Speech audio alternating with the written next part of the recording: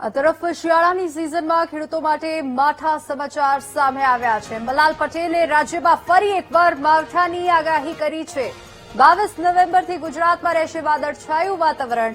25 થી 28 નવેમ્બરે બંગાળના ઉપસાગરમાં ચક્રવાત બનશે। 2 થી 8 ડિસેમ્બર ઉત્તરીય પર્વતીય પ્રદેશોમાં મધ્યમ પશ્ચિમી વિક્ષેપ આવશે અને વાવાઝોડાની અસરથી ગુજરાતમાં વરસાદી વાતાવરણ સર્જાશે। તો દક્ષિણ ગુજરાતમાં કમોસમી વરસાદની અસર રહેશે। સુરત, નવસારી, ભરૂચ અને અમરેલી સહિતના જિલ્લામાં માવઠાની શક્યતા છે। તો ડિસેમ્બરના મધ્ય ભાગે સમુદ્રમાં સિસ્ટમ સક્રિય થતા વાતાવરણમાં પલટો આવશે।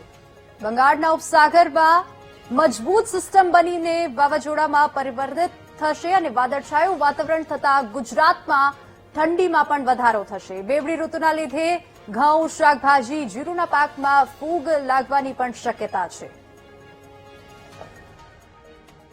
આવતીકાલથી રાજ્યના ભાગોમાં વાદળો આવવાની શક્યતા રહેશે। બપોર પછી વાદળો કદાચ આવી શકે, પરંતુ બંગાળના ઉપસાગરમાં એક સિસ્ટમ સક્રિય થઈ છે। જે સિસ્ટમ 25 નવેમ્બરથી 28 નવેમ્બર વચ્ચે વાવાઝોડામાં ફેરવાઈ શકે છે, જેનો ભેજ લગભગ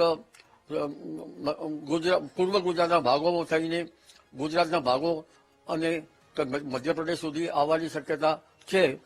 તારીખ 2 થી 8 ડિસેમ્બરમાં દેશના ઉત્તરીય પર્વતીય પ્રદેશોમાં એક મધ્યમ કક્ષાનો પશ્ચિમી વિક્ષોભ આવશે અને આ પશ્ચિમી વિક્ષોભના કારણે અને લગભગ બંગાળ ઉપસાગરના વાદળના જમાવવાના કારણે તેની સંયુક્ત અસરના કારણે વાદળવાયુ કે વિષમ હવામાન બની જવાની શક્યતા રહે।